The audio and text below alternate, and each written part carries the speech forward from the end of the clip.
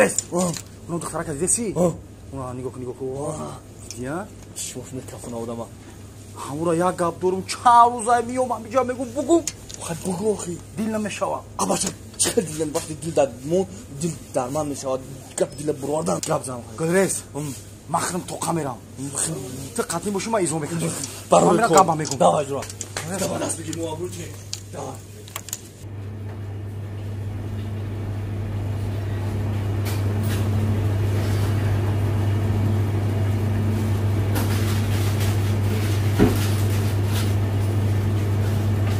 سلام علیکم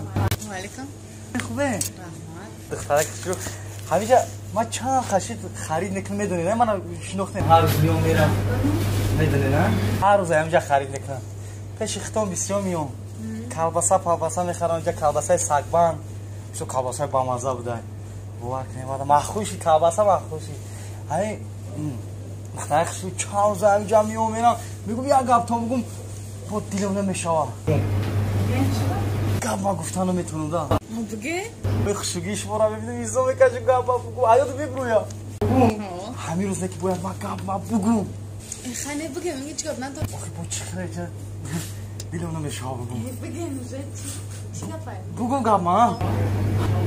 میگم دخترک شو هم چند روز کلباسه میخرم شما همین تروزو تو خشون کار میکنم همین چند روز کلباسه میگیرم همینجا 1 کیلو میگم نیم کیلو برو مثلا کار تروزو سوزه مانا گمشه مانا آخرسان شد فکر مرا گاب دست